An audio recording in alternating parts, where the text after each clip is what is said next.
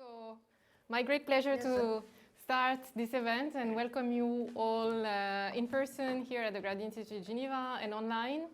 Welcome to this third session that the Albert Hirschman Center on Democracy is very pleased to host during the visit of our colleagues, Professor Nicoletta Stame and Professor Luca Meldolesi, the co-founders of the A. Colorni Hirschman Institute in Rome.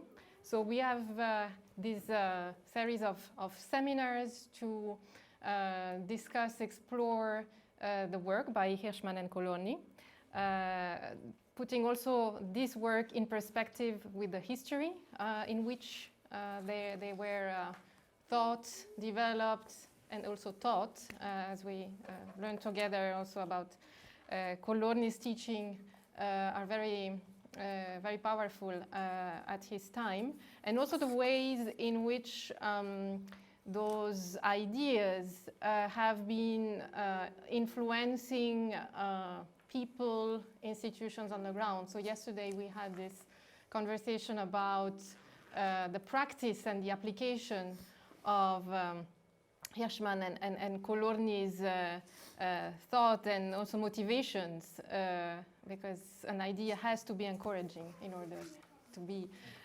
interesting on the ground in Italy. And today I have the pleasure to have with me two speakers and you all for the discussion. But the idea is, and as you saw the title of the seminar is From Economics to Politics and Beyond. And we really wanted to focus on some very concrete ways in which the concepts and the learnings from Hirschman and Colorni have been used and applied. So I have the great pleasure to introduce our guest, Mario Grangeia from Brazil. I'm very happy to have him in this seminar. Mario is a visiting researcher at our center and with a project about official images of social policy in Brazil and South Africa. And he is associated with the Swiss National Science Foundation project on elites and inequalities that is led by our colleague, Professor Graziela Momares Silva, who is the co-director of this center. Mario Luiz Grangeia is also communication advisor in the Brazilian Federal Prosecution Service. And he was a research fellow at the Escola Superior de Ministério Público de União, sorry for my accent, Fundação Biblioteca Nacional in Brazil and Centro Nacional de Cultura in Portugal.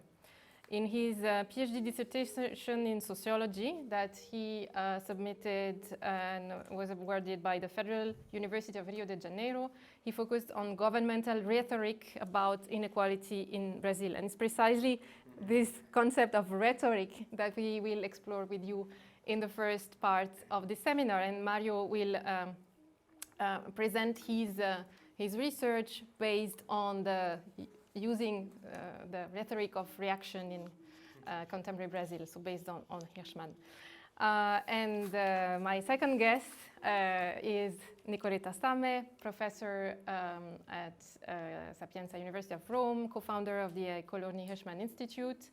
Nicoletta has been our guest together with Luca Meldolesi at the center, and we are really want to develop interactions, collaborations with the Institute in Rome on different topics, and on the topics also that Nicoletta will present today. Nicoletta is a sociologist. She also has a degree in law, master in sociology from State University in New York, a doctorate in sociology from Catania.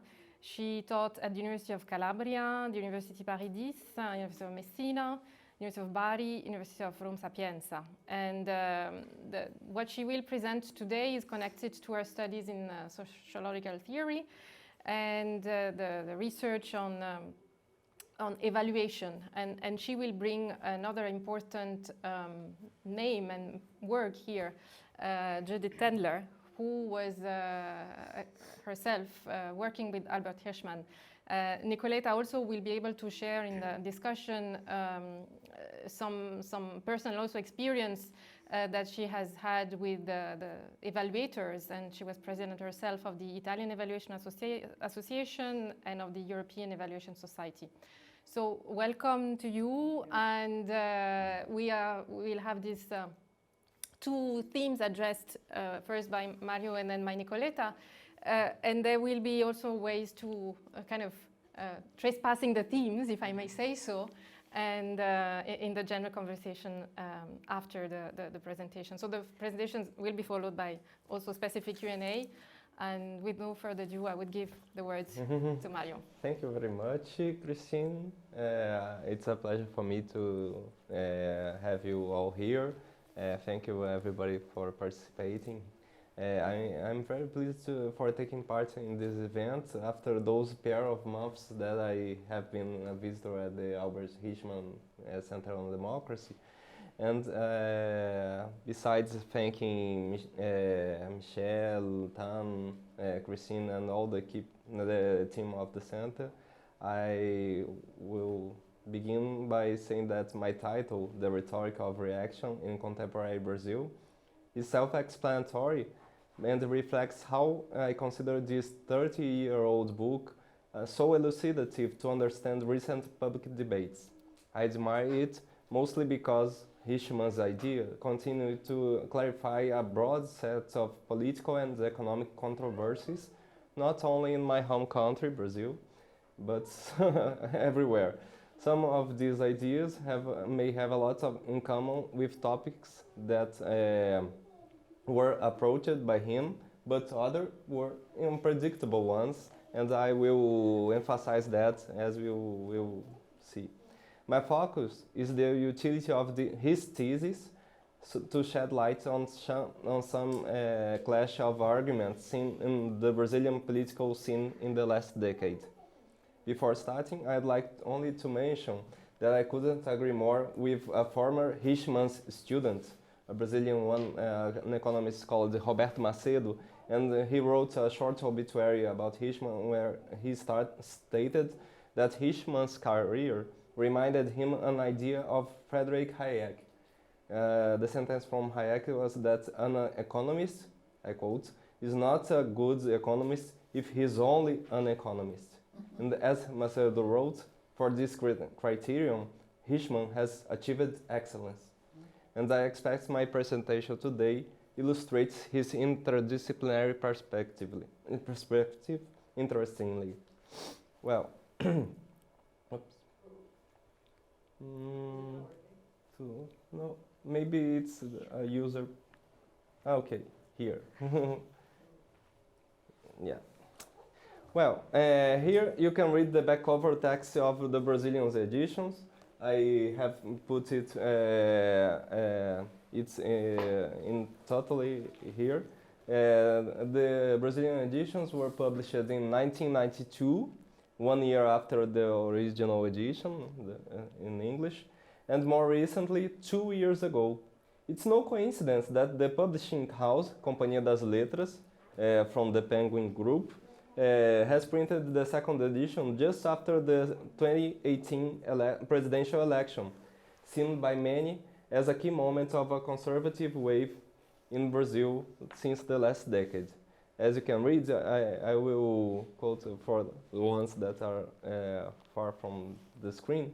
At each cataclysm in the political system, conservatives everywhere and in Brazil combine with fervent enthusiasm the grammar of cleaning the country. Because they are sure that any rehearsal for a change will not even be possible, nor will it have any effect, and whisper that any sudden change in society can further aggravate the situation. Here, Albert Hirschman unveils the reactionary culture of the strategies of immobilism, and with great intellectual honesty shows how the defenders of social transformation themselves are entangled in myths so close to their opponents. A thought-provoking and original contribution to the debate of the present. And I have selected this back cover test because it was used in 1992 and in 2019, and both were very, yeah, Timing. very timing. Yeah, that's so impressive. I have never seen, Cycles. yeah, cycles, and I have never seen that happen in any other book. That back cover text that says the debate of the present may be applied 30, almost 30 years Let's hope not. later. Let's see why it can be so recent. Well, here I just present the summary of my presentation. First part, I will talk a little bit about Brazil in the last decade. Then I will discuss 30 years later how this Hirschman's book dialogues about with the Brazilian politics. Then in the second half of the decade, we had some events that may be very intriguing to see with the lenses, the framework that were provided by Hirschman. And so I highlight the 2016 impeachment, talking about one antecedent and the three theses that reactionary theses that are applicable. 2018 election and this recent crisis in Brazil, and we will talk about how the perversity thesis maybe was in fact mobilized in Brazil. And in the end, I will dialogue about some other readings besides the Hirschman's one, and these recent readings, how these authors offer some insights that may be widened when we see the discussion offered by Hirschman. And if I have time, I want to be talking more than the predicted, but I will present very quickly a study that was recently published that has used in Brazil the reactionary thesis to understand the reaction to the affirmative actions in university mostly. The access to undergraduate students, they have affirmative action, and other kinds in job market anyway. We will see if there is time. Maybe if there is no time, I will present after the discussion, the debate, the answer, questions and answers. Well, in this slide, I will just present some marks that we had in recent Brazilian history. In the last decades, especially since 2013, Brazil has experienced a politically turbulent period. In that year, a wave of massive and diffuse protests emerges months later, other major national protests somehow linked with a crisis of political representation. After that, Brazilians have had their more disputed presidential election when Dilma Rousseff from the Workers' Party, PT, or PT in Portuguese acronym, was re-elected at the beginning of a serious economic crisis and of the corruption scandal involving oil company Petrobras. Her second term had a premature end in less than 18 months when her impeachment was triggered by another wave of protests, mostly against corruption and with some defendants of a military intervention like the one we had in 1964. Until then, demonstrations of appreciation for the military dictatorship were really rare. And somehow in 2016, 2015, these appreciators have shown off. In the same year of the Brexit referendum in the UK and Donald Trump's election in the US, Vice President Michel Temer, a veteran congressman, was turned into president by what many of us have been calling a parliamentary coup. Dilma Rousseff's predecessor and co-partisan, Lula da Silva, was arrested in 2018 after being convicted for 12 years in prison for alleged bribe-taking, causing his political rights to be revoked. This, in turn, opened the door to the victory of his main competitor in 2018 elections, the far-right populist Jair Bolsonaro. While the world has been recently facing serious troubles, such as the problematic withdrawal of US troops from Afghanistan, Brazil has been passing through an unprecedented crisis in the mismanagement of the COVID-19 pandemic, as well as in the relations between Bolsonaro government and judiciary. As we can see, politics in Brazil of the last years is very challenging to summarize and, more important than that, challenging to interpret. That leads us to this work here, since I consider that Hirschman's rhetoric of the reaction may be very helpful to cope with these challenges. In his 1991 book, Hirschman presented a triad of main reactionary theses he captured in waves catalyzed by three historic epochs: the French Revolution and the rise of individual liberties, universal suffrage and the rise of democracy, and the rise of the welfare state. He called the three reactionary arguments as the 1. Perversity thesis, where, in his words, I quote, the attempt to push society in a certain direction will result in its moving all right, but in the opposite direction. So, actions for political, social, or economic improvements are accused of exacerbating the conditions one wishes to remedy. 2. Futility thesis, which made Hirschman recall the expression plus ça change, plus c'est la même chose, since he argues that attempts at social transformation will be unavailing. And the 3. Jeopardy thesis, which can be summarized in the simple idea that political and social cost of the change or reform is considerably high and jeopardizes previous and precious achievements. Hirschman created this framework having in mind the three major revolutionary, progressive or reform moves since the end of the 18th century. As we are about to see, it is still applicable. Dilma Rousseff began her government in January 2011, facing some side reflexes of the global economic crisis of the end of the previous decade.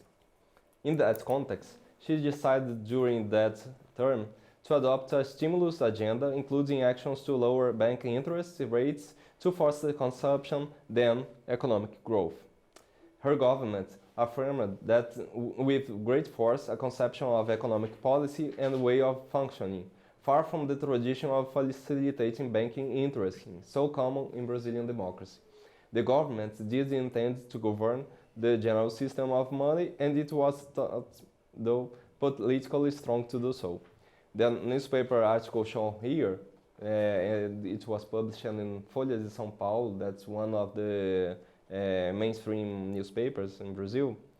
Here is an example of a reactionary rhetoric presented by one of the economists I selected as a representative sample.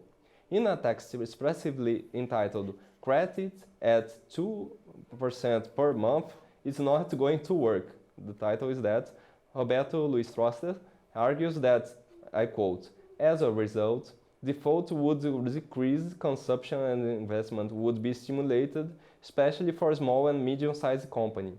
But that's infeasible. Unfortunately, the way it's being fought, it's a losing battle. Troster and other economists used then a futility thesis against an economic agenda based on a non-austerity plan. And I will emphasize that this austerity agenda that is all over the world. We are in Europe, and we are certainly most more familiar to this discourse.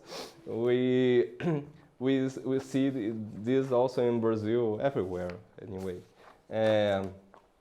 The other pair of reactionary theses detected by Hirschman can be found in an economic debate in the core of the antecedents of the 2016 impeachment.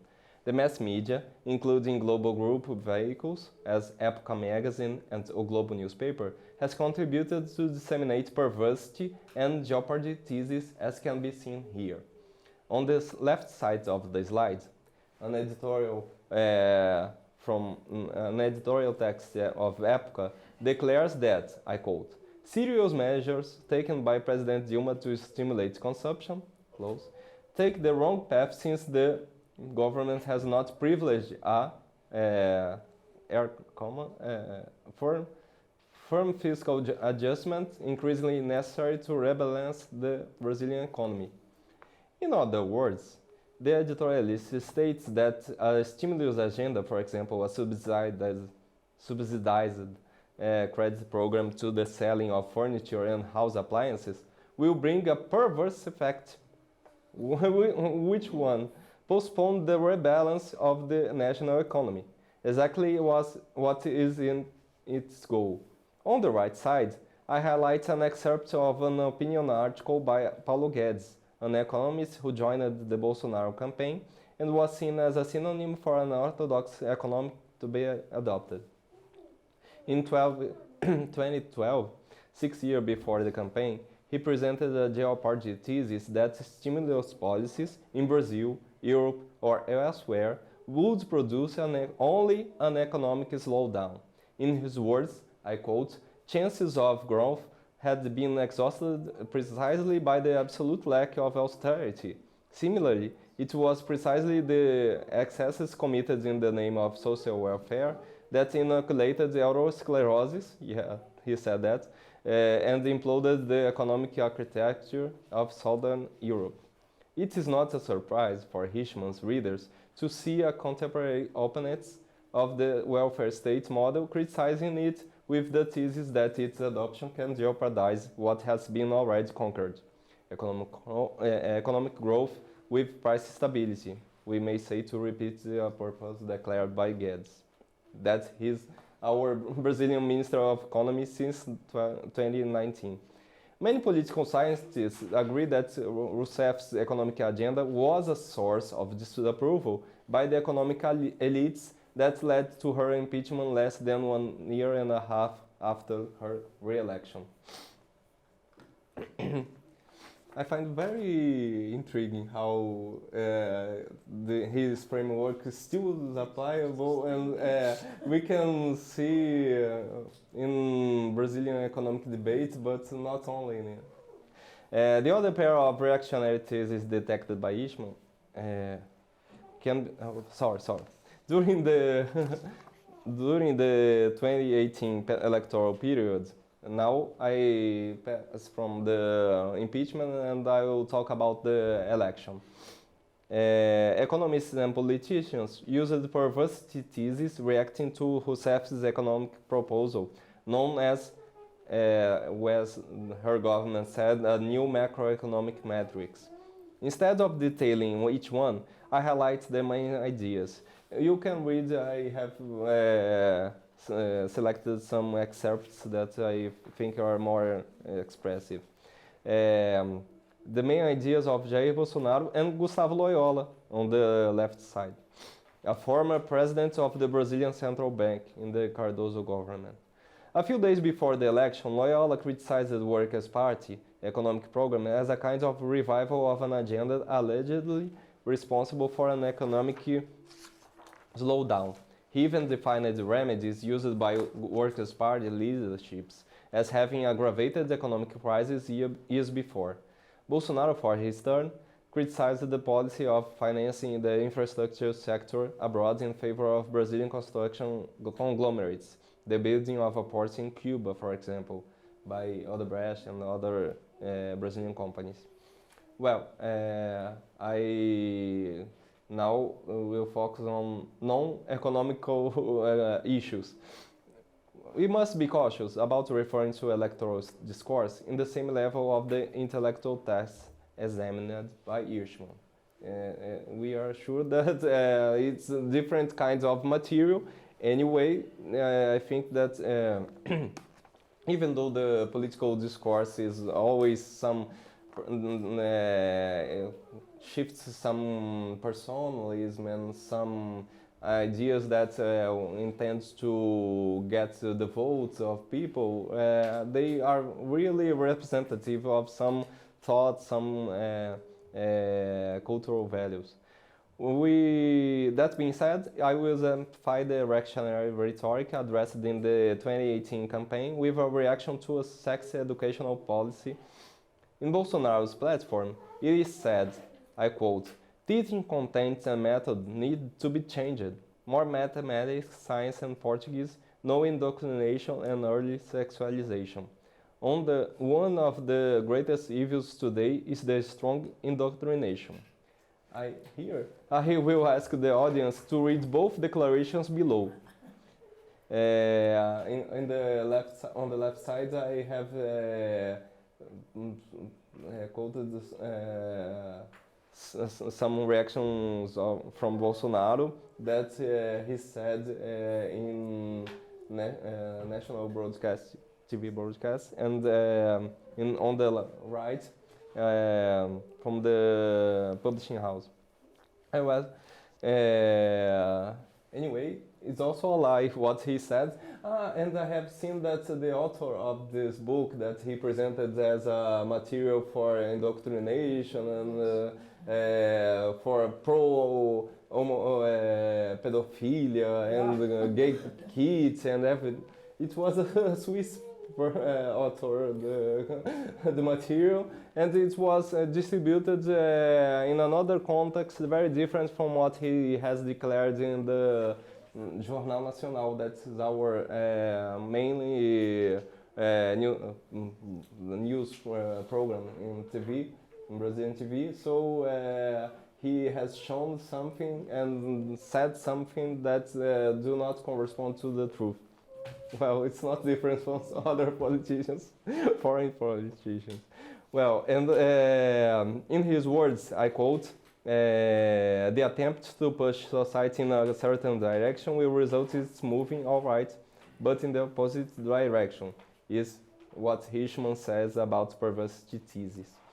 In this specific case, what political actors such as Bolsonaro argue, even using lies, is that sex education could be more harmful than good, since it would lead to an exclusion of sexual majorities instead of the inclusion of sexual minorities, via the fight against homophobia, for example. Maybe some of you would consider a lot of time to discuss lies like that, but in the 2018 electoral contest, it was really influencing, unfortunately. Since the beginning of the Bolsonaro's administration, but mostly since last year, Brazil has been experiencing a sequence of crises linked to his authoritarian way of managing relationships with the legislative and especially the judiciary. For our purpose here, there is no need to detail those episodes of tension which have even led the country to an expectation of an imminent coup d'etat last September. Some of the and it was a coincidence that we had the first monthly meeting of the Hirschman Center here. It was in our Independence Day in Brazil, and I was participating in the meeting online, but I was Brazil will have or not some kind of coup. We were really apprehensive. Yeah. Anyway, some of the political and social tensions have turned well known also out of Brazil. So let's just focus on a pair of perversity theses that illustrates reactionary perspectives of politicians from different ideologies to the more than 100 impeachment requests presented to distance Bolsonaro from power. And that would be a progressive initiative in Brazil. Yeah, I am maybe instead of calling reactions to impeachment orders, the best translation could be impeachment requests. If it would be orders, better. Anyway, in his point of view, the great recent rightist ideological work, pardon, I have on the left side of the slide, we can read an excerpt of a 2021 interview of the former president of the Chamber of Deputies, Rodrigo Maia. Asked if he regretted not having accepted one of the impeachment requests when he was responsible for filtering each one, this rightist politician answered, The opening of an impeachment at a time when political conditions are not placed would only strengthen him, Bolsonaro. We'd take the pandemic off the agenda and put impeachment on it. And then he concludes, we would all be discussing a process that he would probably win and strengthen from a political point of view. He reacted, end of the quote. He reacted against this political improvement, saying that it would be more harmful than good, even though an impeachment ritual dynamic is so unpredictable. On the right side, a political column of the O Estado de São Paulo points out that Lula da Silva and his leftist Workers' Party have reduced the pressure for the impeachment of Jair Bolsonaro after detecting that the name of Lula was rising in the polls regarding the next presidential election in 2022. As Rodrigo Maia has done in months earlier, Lula and his co-partisans were reacting against dozens of impeachment requests with clear use of a perverse thesis that looking for a progressive change, in this case, would favor not its accomplishment, but have exactly the opposite effect. After having briefly examined some of recent political episodes in Brazil from an Hirschmanian perspective, I will just present some other readings that I'm sure that dialogued a lot with mine. In a 2018 book called Hatred as Politics, the Reinvention of Rite in Brazil, a pair of chapters do identify some recent rhetorical changes in public debate that should not be ignored. In the first chapter of the book, Brazilian political scientist Luiz Felipe Miguel has detected three axes of Brazilian extreme rights. First, libertarianism, which sacralizes the market as the ultimate regulator of social relations. Second, religious fundamentalism, which in the name of God and absolute truth nullifies any possibility of debate. And third, recycling of the red menace, a revival of anti-communism in its newest version, Bolivarianism. In his point of view, the great recent rightist ideological work was in terms of discourse. I quote him, the possibility of political mobilization of this discomfort with equality depended on a previous work of demolishing the notion of social solidarity that underpins the consensus existing at least from the mouth out on the need to build a fair Brazil. End of the quote. And now I will talk about another chapter of the same book. The chapter's title is The Economic Discourse of Austerity and the Vested Interests. These two authors, economists Pedro Rossi and Esther Dweck, present an interesting analysis of the economic discourse of austerity, taking as a point of departure a criticism not only to the austerity myths, but also to the domestic budget and the theory of trust metaphors. They use reference from authors such as Paul Krugman, Joseph Stiglitz, Robert Skidelsky, and Niccolo Fracaroli to criticize the rhetorical clash between austerity and stimulus. They correctly associate neoliberalism with the use of fiscal adjustment measures, that is, austerity, market deregulation and privatizations. Then they conclude, in Brazil, I quote, austerity delivers the ambition of decades of the right and the most conservative political segments to revoke the social contract of the Federal Constitution of 1988 and deepen neoliberal reforms. And it's not an optimist reading, but anyway, I will end very briefly, okay? Sorry for being a little longer than I predicted. Another rhetorical analyst, the comparative literature professor João César de Castro Rocha, has argued that a fundamental tripod has been feeding the mentality of rightist supporters of Bolsonaro. First, the doctrine of national security, which brings the idea of the internal enemy that must be eliminated. Second, the popularization of what Castro Rocha called the rhetoric of hatred, promoted by the writer Olavo de Carvalho. And third, a revanchist and revisionist discourse on the 1964 coup, which formed the Orville Project, the secret book of the army. And here I have to mention that this name Orville is the opposite from the word book. It's so in Brazil, in Portuguese we say livro, and so Orville is the opposite of livro. It's so secret that the difference was to put the end in the beginning and the beginning in the end. The changed the letters. Anyway, this secret book of the army. For Castro Rocha, an author whose book I read after a recommendation from Ricardo Plagliuso, also from here the center, who I thank here, there is an interesting paradox. The success of Bolsonarism means the failure of the Bolsonaro government. Without cultural warfare, how to keep the digital masses mobilized in constant excitement? However, cultural warfare, the denial of objective data and the intrinsic need to invent serious enemies do not allow the public think to be administered.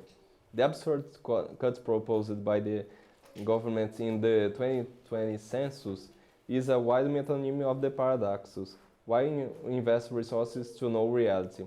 Yeah, we had this our census that is each 10 years.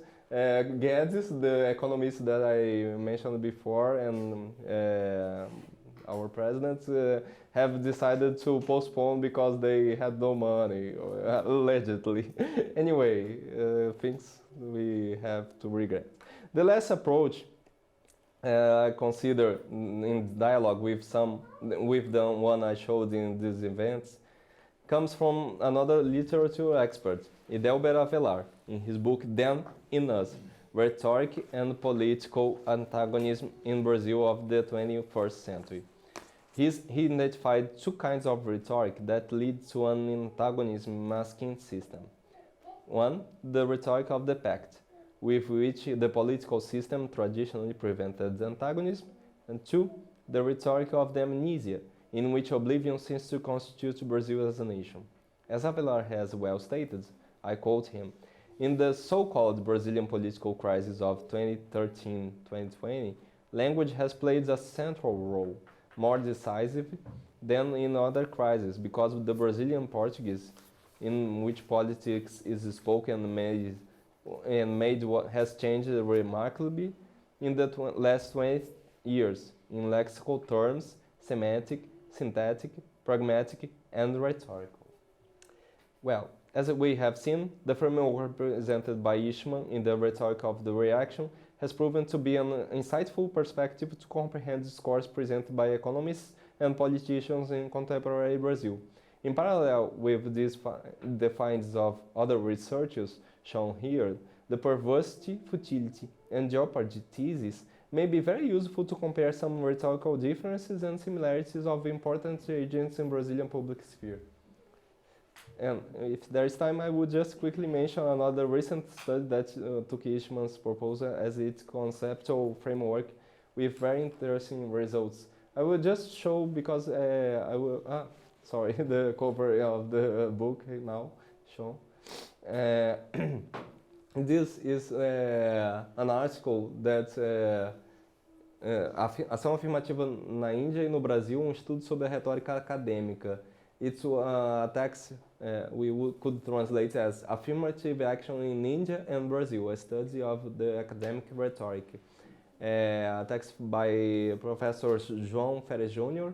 and Verônica Tostes da Flon, and he and she, they have compared the thesis against the affirmative action in that we can read in newspapers as a kind of proxy of public opinion, and they have identified three groups of arguments that are very meaningfully gathered with the Hirschman's thesis.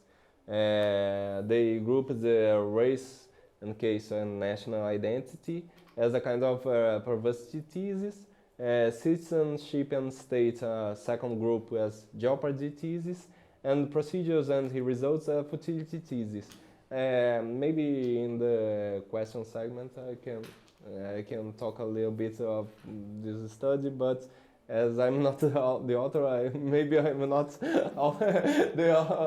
anyway, I can only present some results, but it was really insightful, this study, and I hope mine can be too. Thank you so much. Very, very interesting.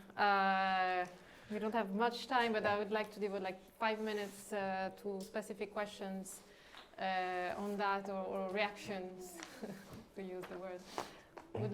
Would you like to comment? Is there any, Michel, can you check the questions online? Yeah, Livio. I can ask a question for both Professor Mario Grangeia and Professor Nicoletta, which is on rhetoric of reaction. When he maps his thesis, Hirschman is giving us, so to say, the supply side. That's how reactionary politics goes, that's the thesis they use, and he shows how long time it works. Mm-hmm. What I'm wondering is if Hirschman himself or you have some idea why it lands. Why do we see these theses, these arguments being framed these ways, repeatedly, again and again, working to shift the mind of people in democracies?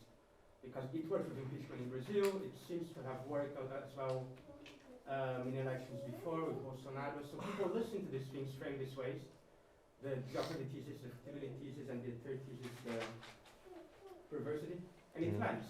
Somehow it works. Does Hirschman provide some answers or some points towards why these theses are so powerful? Or what you guys think, why they keep working, although we know it's kind of like, you know. Yeah, I think that some. Please, I begin. Okay.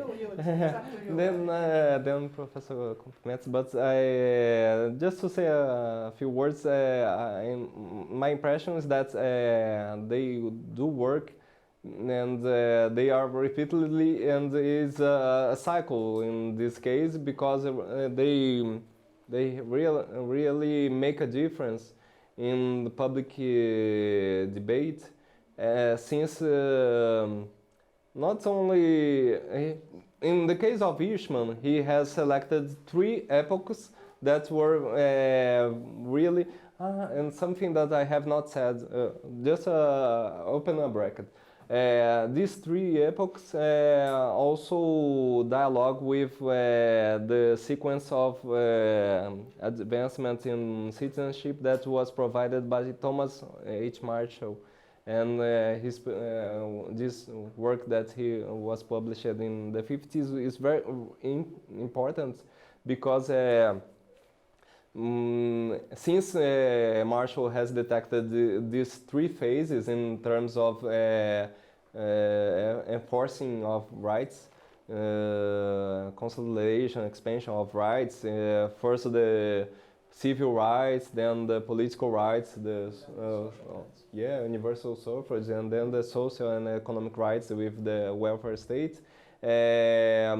Hirschman has pointed out these arguments in dialogue with Thomas Marshall, and he declares that in the book that also Nicoletta and Luca are mentioned as the two of the first readers of this book, and so it's very a great responsibility for me to present a work about a book that you both were.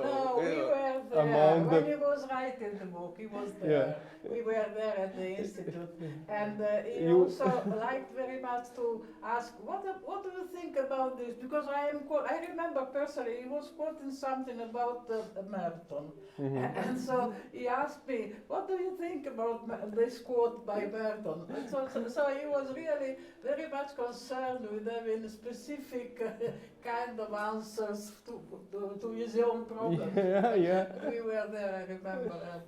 Yeah, it was was nice to see our names acknowledged. Yeah. Well, and Hirschman has declared that since Marshall has detected these three moments, it would be important and interesting to detect how people, conservative people mainly, but in the end of the book we realize that not only conservative agenda, but also progressive agenda defendants also work with this. So, getting back to your question, they work because, as in those key moments, they have made really effect, and they were also catalyzed not only by rightist intellectuals, but also by more independent, maybe we can call this way, like Alexis de Tocqueville and other authors that are very admirable. Not that the rightist ones are not, but anyway. And then we can say that they continue to work. Yes, and my work here is Thank you. a trial to prove that. Maybe with a comment on this.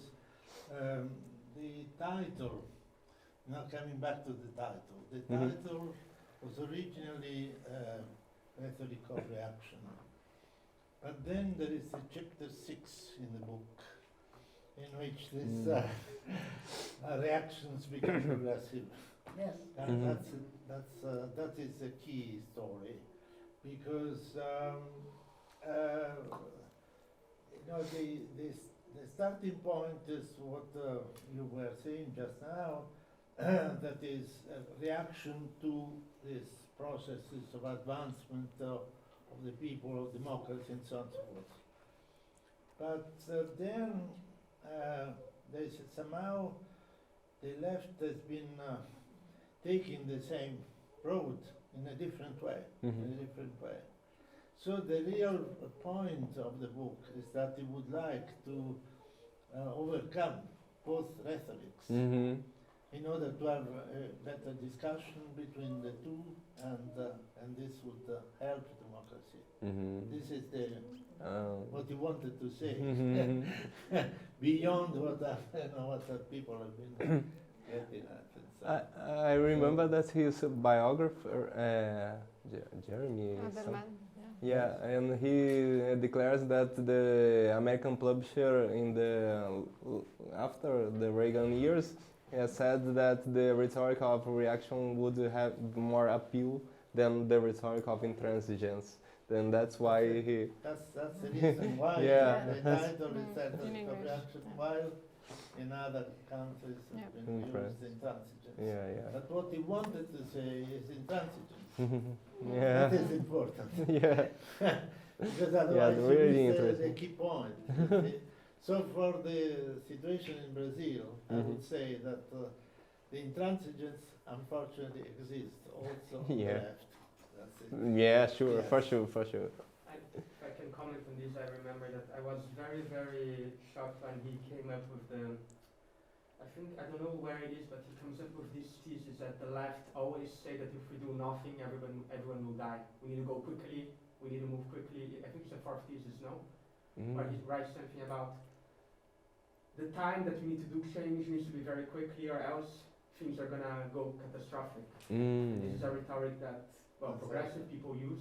Yes. And it is a lot what climate change people have done.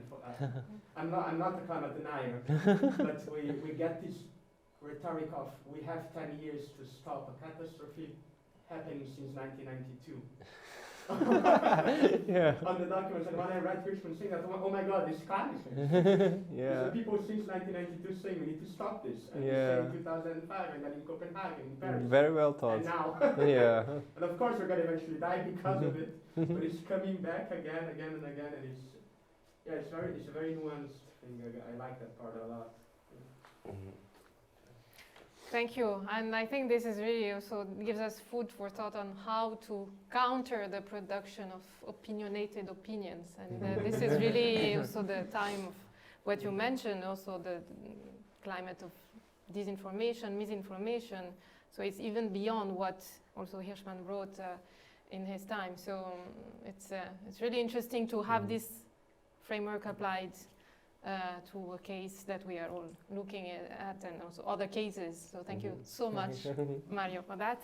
And we can take back some of the questions for the last part of the seminars if we have time. But in the meantime, I would like to give the word to Nicoletta.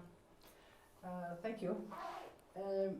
Well, first of all, I'm talking about someone who was very much keen on Brazil, whose name is Judith Tendler. So I think there is a link between a general theme on Latin America, and particularly this interest for this love for Brazil that Judith had.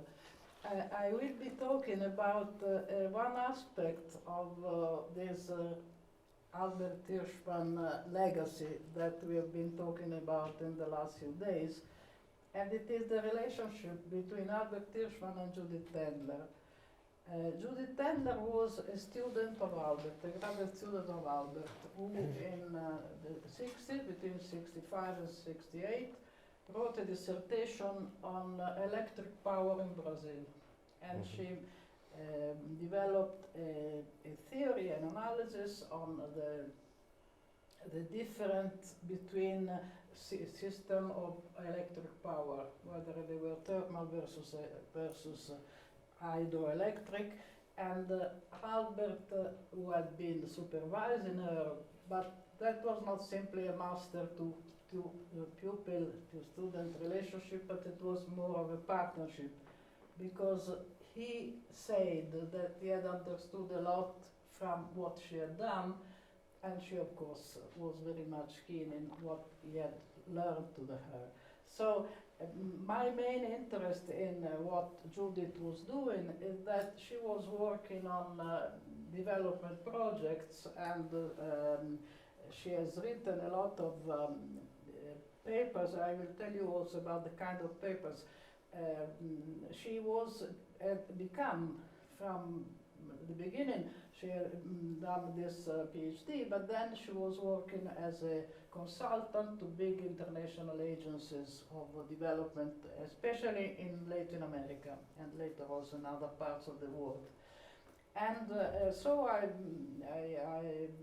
am very much interested in what she has been doing, and I've worked on her. And also I want to tell you that on the occasion, she died a few years ago, and on the occasion of her Festschrift, and then when she died, their memorial, a lot of all her works have been put on the website, and now we have put them on our website, and they can be found on the website of the Hirschman Institute. And I have taken for this book, I have edited this book, in which I have selected what we call the beautiful pages. And I'll tell you what these beautiful pages mean.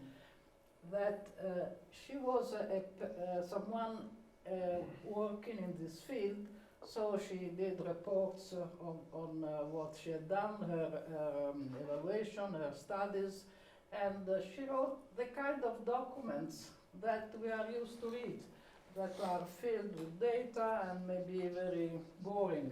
But she was very much keen in eliciting from her kind of research theoretical points that of course come from her partnership with Hirschman. So when I read these papers and I decided to work on that, I was very much impressed by the fact that how a practical work, a practical activity could be so much influenced and impacted by theory and produced theory. So this is one of the points of this link between theory and practice that we have been talking a few days ago, now 2 days ago, and I think it's part of it.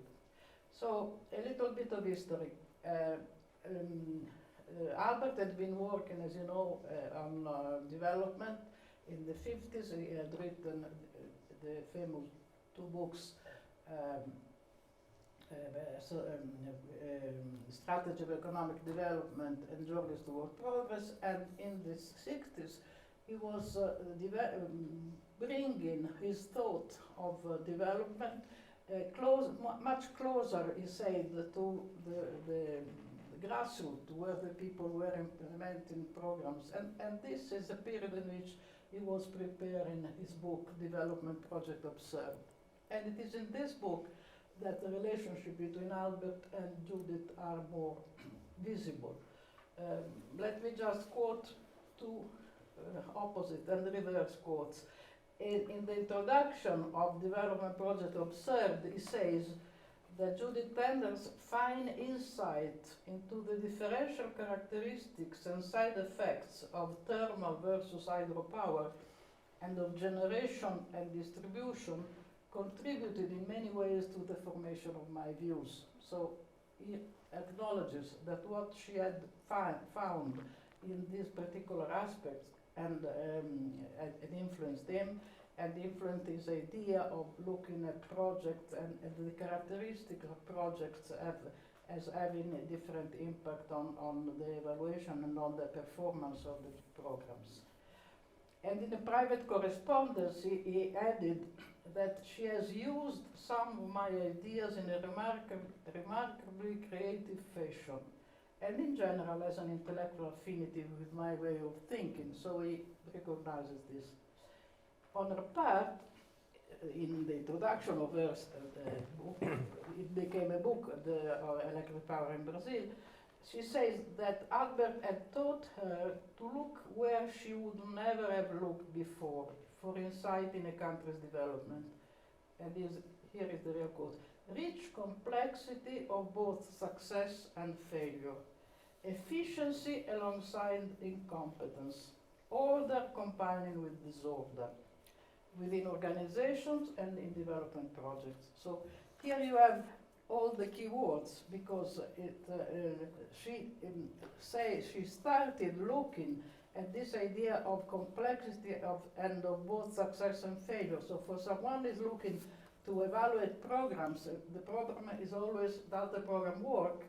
And why do you say that the program works? Because the programs obtains what it has been planned for, whereas this doesn't happen that way, and you have always to enter into this complexity. Something that is considered success may come from what was not expected. Failure, something that was expected to be good, may bring to failure. So this complexity of success, it is not, of course, white and black, but it is a mix of these.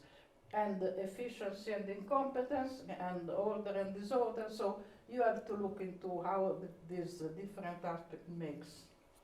And Albert, in Development Project Observed, one of the main points, which I can see is the basis for this type of looking at programs, is this idea of what is implementation. Here you understand the influence of this relationship with Judith, because you say the terms implementation understands the complexity of the task of carrying out projects that are affected by a high degree of initial ignorance and uncertainty, and you know this is the basis of everything. Here, project implementation may often mean, in fact, a long voyage of discovery, so discovery, something new, something, in most varied domains, from technology to politics, and having stressed technology in something which was written in '67 means that he had this idea of this research on the different type of technologies that Judith had done, and how it had influenced his way of thinking. So, at that point, they converged. He had come with a long experience of thought, and he wanted to be more, do more empirical research, which he had done in Development Project Observed. And she has started from this, and of course she had benefited from his theoretical influence, but then she wanted to continue to be an operative, a professional. And at the end of the 60s, at the beginning of the 70s, their ways departed, in a sense that Albert became the kind of social scientist in general that we know. He wrote this book on bias for hope that we mentioned yesterday, and he started with his writings on democracy and on social science in general, exit was and loyalties of that period.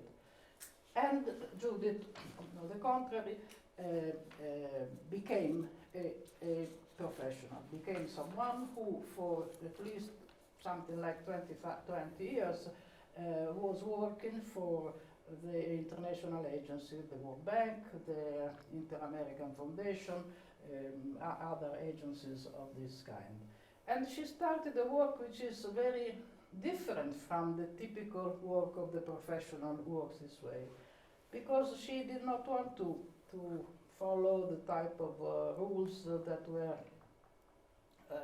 utilized by this, the type of appraisals that the guidelines of all the organization were requiring, but she was applying to her activities the type of theory that she had developed in that period together with Albert. And I must say, looking at the correspondence between them that I've been able to find, they were very much in contact. So he was no more on the field, and she was very much on the field at the very bottom. But they were writing to each other. She was commenting what he was doing. He was interested in what she was doing. So the friendship more or less continued while she was immersed in this type of work. So what is interesting of this type of work? I have tried to detect something. I have also written an article in which I can share it to you. And I want to say that at the moment I am putting together all what I've written on Albert and on Judith on a book that will more or less bring the two things. So I hope I will be able to show in greater details the fruitfulness of this collaboration. The most interesting thing I think is her approach to research. We said yesterday how much she was based on this idea of surprise. You should be surprised of whatever. Don't expect to find something, but go and look and be surprised of what you see. And that was the beginning of every kind of research. But then the main thing that characterizes, and she says this, you can find it here, she was very much interested in comparative studies. And comparative studies, not simply comparing two things that are equal, you know, the traditional, you compare pears with pears and lemons with lemons. No, you compare different things. Why? Because you are interested in certain problems and you want to see how a certain problem can be tackled in different situations in order to get a lesson from the analogy. This is something that also Albert was saying. Looking at an analogy from different things, you can find out some kind of lesson that you can utilize in further thinking. So Albert had this idea that this kind of comparison helps to develop the sense of analogy and relevance of those called upon to make project decisions. So and even Judith, she was someone who was very much interested in providing good solution to the agency for which she was working. But she was not working in the sense that they would expect her to do as a traditional evaluator. And she was very much independent from this point of view, because but not simply because she said, oh, you know, among evaluators there is an idea you have to tell truth to power. You know, this idea, speaking truth to power, usually is meant to say things are going wrong and you are compelled to tell them because otherwise you should not want to please them. This is something that among evaluators they say, you say truth because why? Because there is this idea that truth is bad, that truth is something wrong, that it's always the fracassomania, the idea that there is something that doesn't work. For her, it is not this way. Independence was saying what you have found. And in these essays, sometimes it's so interesting that she reproaches the World Bank for not having pursued something good that was happening. But because the policy changed at some point, or because it was not like it was expected, it was abandoned. Or they changed policy because sometimes they are tricking down. At other time they were on more general politics. So there was a change in policy that did not keep up with the findings. So this idea of inquiring into the characteristics of programs and the comparison, for instance, helps you. And she was very fine, and this is what Albert says in this. She found that some crops are more democratic than others because some crops can be taken by the poor people and developing that will help, while other type of crops require strong investment of capital. So if you make a project for that, you will help only the elites in this. So that's a typical problem.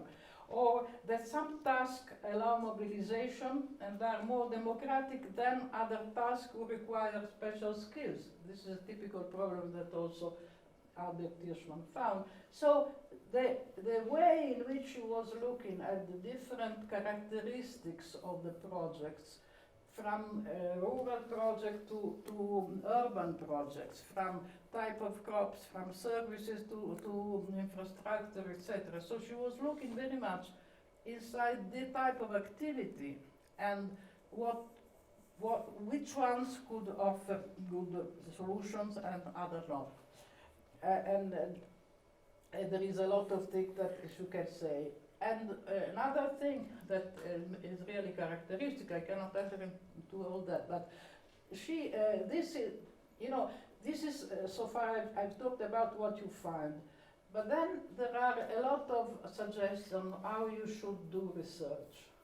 And for instance, of course, there is this idea of the surprise, this idea that you have to enter into what people say, you have to talk to them, you have to understand that the people on the field are able, have a knowledge that should enter into your own consideration. So there are ways in which she makes this type of study, which is different from what we generally expect, and there are suggestions to how to do research for the evaluators. That then, later on in her life, because at a certain point she became a professor all of a sudden, she became a professor at MIT, and she developed this, all these ideas that she had developed in her own work. She took it to the students. It is at that time that she made a lot of research in Brazil. She had been working, of course, all the research that she had done in the years between 1970 and 85 were on all the various countries of Latin America. At some point she had also, another interesting thing, at a certain point she has made a lot of very interesting observation of how the agencies work. And she has written a book which is called Inside the Foreign Age, which is a book precisely how the money is disbursed, how it works, what the organizations are doing. So, I mean, she had a look from the bottom, but also inside the agency. But she was always looking at how things work, trying to understand how they are able to bring together this efficiency and inefficiency, and something that you expect that doesn't work, but for certain tasks it can be okay, and other things that cannot work, but you can expect it to work. So there are these different ways in which she enters, but always with this idea of possibilism. So she teaches that you should also look at what happens, because it cannot just be that everything is bad. there is always something possible on which to base what you are expected to do, which are, after all, which are a proposal, which are suggestions, etc. And in this, along with this period, and she has written many various contributions where it is possible to find out all her way of thinking. But I think that there is a document which I like very much, and it is reproduced inside this, which is, by the way, an appendix to a report or to a program of an ONG. So you can imagine the most miserable type of document that you can find. And in this type of document, Appendix A, there are suggestions to evaluators. And I think this is a remarkable document because it says what to do and why to do what she is suggesting what to do. And it is organized in participation, benefit, distribution, innovation, and cost. And for instance, here I understand that you should always look at the different aspects. Of course, it was a time where it was thinking simply of economic development, and she was looking at the redistribution effect, the social effects, also at women's effect. There is a piece of gender which is really very much interesting. Then there is a piece on impact, and this is always the problem of... what is the year of the Excuse study? me? The year of the studies? The year? Year, yes. 82. 82. Training and extension in particular, the public sector, she's also very much interested in that. And then there is this one, success and failure, achievement and problems. I think this is really a landmark. She says the evaluator should treat any successes with a sense of awe. Do not be content to say that something worked well, but venture an explanation as to why it worked. Explain what is happening in the project against a background of what is predictable and what is a surprise. Here in a nutshell, be alert to the possibility that certain project components or tasks may work well consistently across different project sites and countries, while certain others consistently do poorly. Try to explain the reason. And in another place it says, if you find schools without teachers, do not get surprised. But if you do find teachers in the school, then try and understand how it happened. If you find the clinics without nurses, don't be surprised. But if you do find them, so that's a type of idea. And as you see here, there is a lot to be learned in this. And this she wrote for the evaluators, and this she was teaching when she became a professor to her students. And now... They are our students. And to our students, yes. Because this, we have a personal relationship with her, because I get to know her because Albert told me once we were going to Cambridge. Albert told me, if you go to Cambridge, go and meet Judith. And I went, I met her, and she gave me all these materials on which I worked, and this is what I'm saying now is the end of this relationship. But when she started becoming a professor in the Department of Urban Studies, where there was this graduate course in planning, and this was a program to which we, Luke and I, will send our students to go there and get PhDs or MAs. Who knows, therefore, Portuguese. That's okay. Yeah. And we were so pleased that once she told us, your students are good, why don't you send us another one next year? And next year as well. And for quite a few years, we were able to send them in a series. And some of them now work at the World Bank, And other ones come back in Italy and are now at the president's office and the prime minister's office. So there has been this good relationship. And another legacy which I want to bring, but just a few words, is that I think what she has done as a forerunner for the field of evaluators. And now in evaluation there are these approaches. Now everybody has understood that the old traditional way of evaluation is not going to give many fruits anymore. And there are approaches that echo a lot what she was saying. For instance, there are approaches called which go under the level of positive thinking, which are appreciative inquiry, positive deviance, etc. All these kind of approaches who start from positive aspect, what worked better, and how to build on what worked better. And I think that my main aim is to remind all the people who work in this field that there is a treasury to be taken from what Judith had done and Albert Hirschman in this connection. And I think that some few points of her work are still very much meaningful for an evaluator of today. I would summarize them in cross-domain comparative studies. I think are very important, are much more useful than the type of reviews that are done traditionally at the moment. She is a forerunner of positive thinking approaches. She could teach a lot about all this discussion about being independent, because now there is a lot of debate about being independent, but in the sense I was telling you before, just telling the truth. But being independent from the point of view of being autonomous in your own way of thinking, but also wanting to contribute, because you're not just independent in the sense that you don't care. You care a lot of what goes on. You would like that the project worked.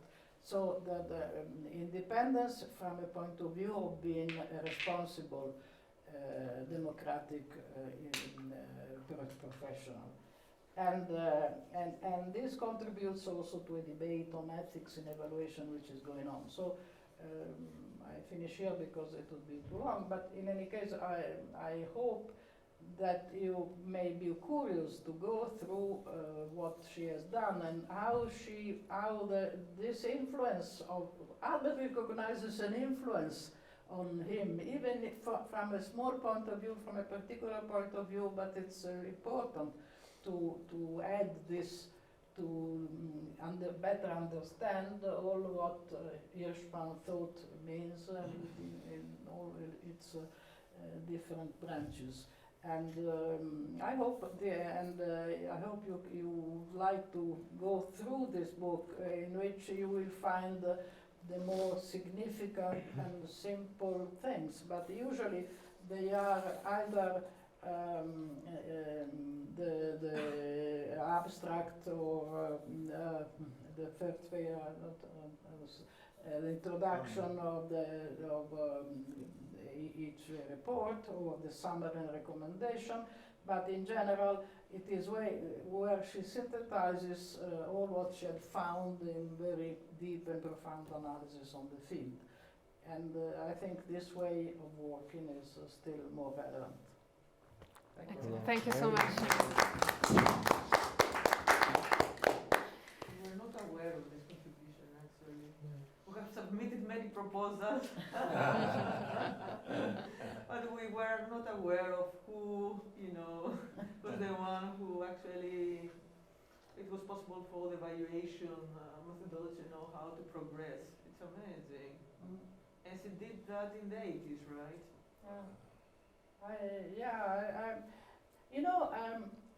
I found that evaluation is a field where you put into practice all what you think, but you can do it in a way which is rather different. Not just simply take a program, take this and that, and let's see whether it has worked that way or not. Kind of a very routine thing. And you can do it in the way they were suggesting, Albert as well. So if you see, the main ideas are in, are a bit hidden, but you have to unearth them in Development Project Observed. There, he makes a very fine distinction between appraisal and evaluation. Because the agencies ask for an appraisal. But tell me, give me a few indicators, tell me whether it will obtain this and that, and it is enough for them.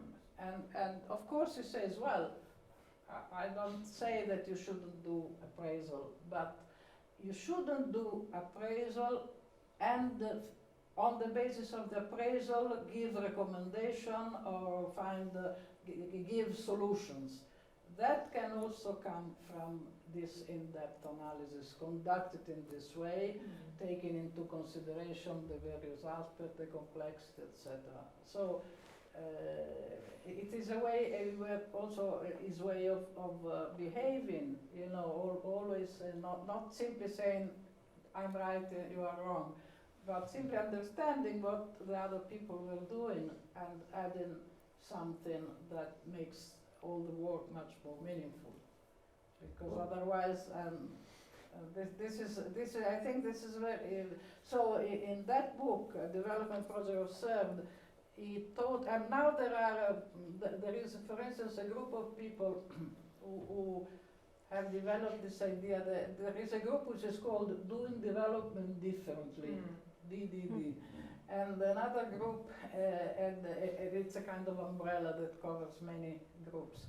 And there are three authors, Andrews, Pritchett, and Woolcock, who work at the World Bank and Harvard Kennedy School of Government, who have developed what they call PDIA, problem-driven iterative assessment or something. And so at the beginning of the book, as a starting point, they have this quote on implementation, and they say that you should go through and follow, starting from problem, not just starting from, the idea is that start from problem, not from solution. Do not try to imitate and make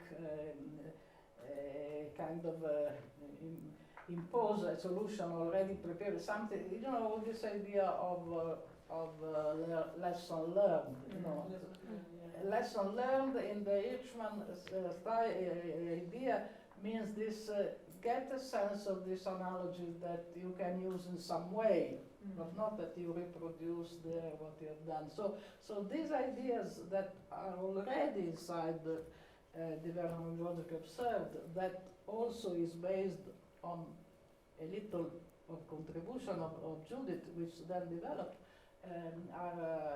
are already, there are something already there that can be exploited today in other approaches. In my own evaluations for different international organizations, I found that the client is sometimes quite shrewd and smart, in the sense that if they want an appraisal and not an evaluation, they write the terms of reference in a way that doesn't give you space to debate or to discover. So what do you do if your client just puts you into a very narrow cage where only appraisal is the rule? Would you then just simply say no? Or do you have a...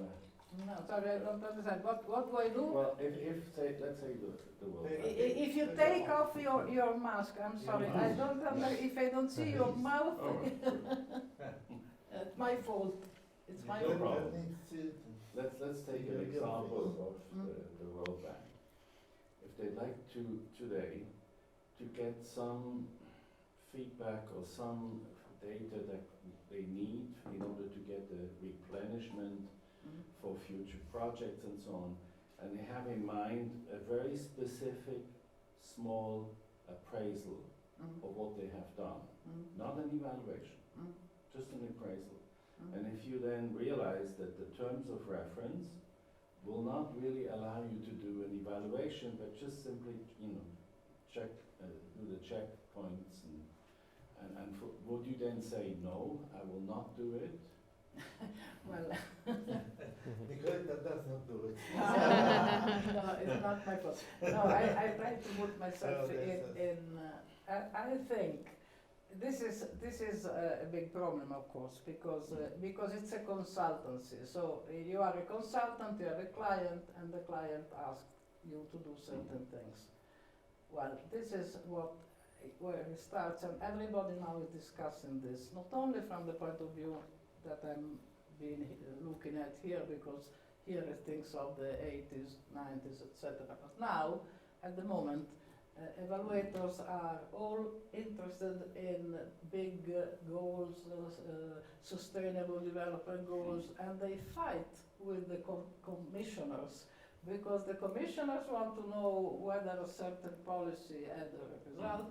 And now there is all the debate among the community of evaluators say, how can we, who are, yes, we are consultants, but we are people who live in this world, feel responsible to society, not simply to our one-to-one relationship. How do we bring all these problems inside our work? So it's a matter of being able to expand the terms of reference. How do you do that? How do you do? It's a negotiation with the commissioner. It's a relationship with the commissioner. I don't tell you by my own experience, but I tell you by the experience of all the people. And in the conferences of evaluation societies, this is the real problem that everybody debates.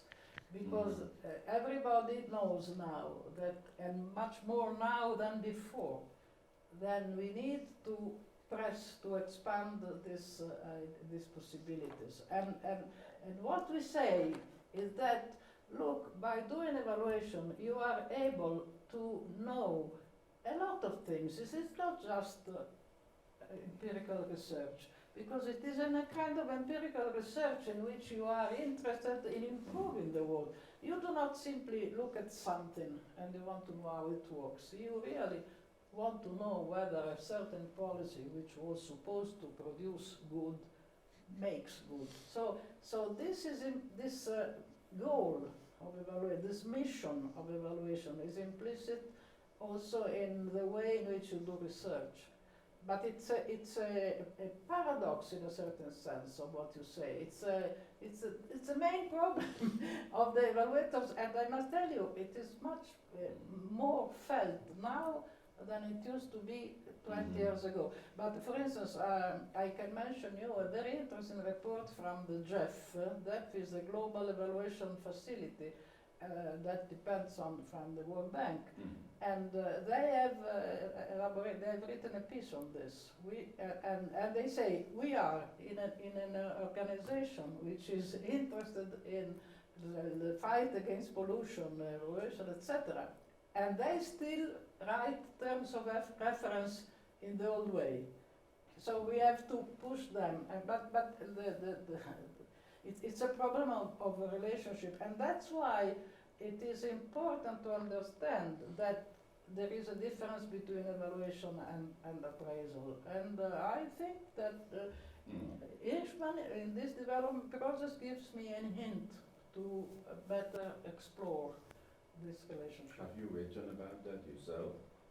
I am writing an introduction to the collection of my essays in which I will tackle also this problem. Look forward to reading it. Thank you. When will that be? In a year? Or? Sorry? By when?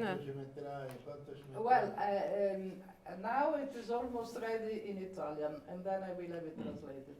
So, Okay. 1 year or two. Great. Thank you.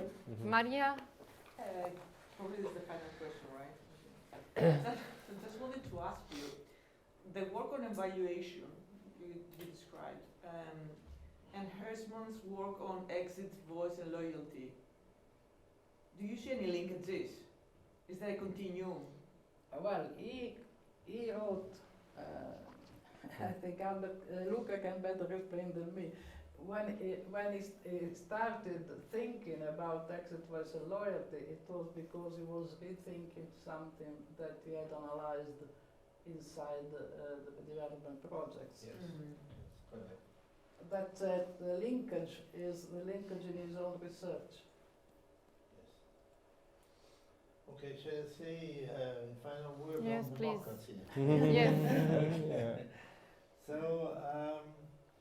I think in talking to Albert while he was writing the theory of reaction, the main idea is that democracy is not something that you get once and for all, that's all. No, Est-ce that qu'on peut is le filmer moving, quand il parle? moving democracy. Est-ce qu'il you est know, dans le increasing democracy, democratizing Yeah. society. Mhm. This is the central story. So, of course, fortunately, you didn't have a coup in Brazil, but inevitably this new coming back of this rhetoric means that there is vis-à-vis the period of Cardoso and so on, there's you need to start again somehow, no? Find Mhm. once again the road of increasing democracy. This I think is really the problem of your research. Yeah. Yeah? Problem. Yeah. Right. So use Hirschman in this sense. So use it for reproposing the democratization as a basic idea. This is one idea came to me. Yeah. The second one is that we have been friendly with Ruch and Fernando Henrique in his time and so on. And so important it was in Ruch Cardoso and also in the discussion with Albert, because Ruch was very, very near to Sarah and Albert Hirschman, the connection with the poor. Even that Ruch wanted to make a sort of a tour on foot of Brazil, and sometimes she did actually with somebody else and so on. She was going through the Brazil for somehow telling the people that it's possible to enter inside the system, not to live outside of it. So the democratization as a sort of integration of the population inside the system, the new system. I think this is also a key point. A third idea is on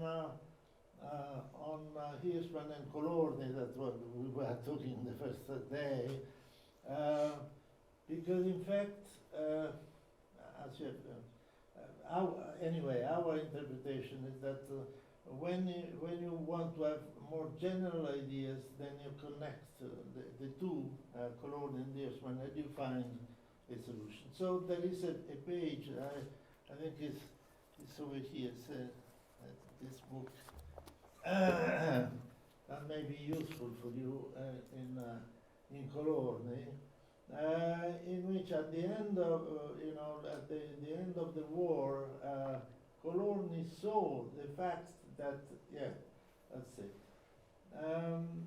the fact that Europe was being divided between Americans and Soviets and so on and so forth. And instead of saying, playing one against the other, that unfortunately was mostly the story, he was proposing the fact that you should take the great power on his words and press them on your side. And this is somehow what has happened in Europe, the formation of the European community is something that comes out of the fact that inside the American system, because it was built inside the American system, the various peoples of Europe have been able to press, to get, something out of it. So I think this is very important because we have to work on a process of improvement of our society all the time. This is mostly Yeah. so when Hirschman was saying he was interested in change, he was not interested in a standstill. That was meaning, and often he was saying this very short way of saying so many things as for a better world. This is for a better world. Okay. And so this is the page of what Colorne in May want to have a look. Okay. Okay. Thank you, Luca. And just to inform you, remind you that at the Colorne Hirschman Institute, you have published many books. Yes. And the books are all open access, all available also from the Institute's website. So it's really important. I mean, the work that you have been doing in gathering and analyzing and then sharing is really very important. And we are very grateful to you for that and for sharing this with you and for coming to Geneva, and also grateful to Mario for coming to the center for his visiting fellowship. So thank you very much for attending these seminars. We hope to see you back sometime soon in Geneva, and also to meet you in Rome. And have a very nice afternoon and all the best. Thank you very much. Bye. Thank you so much.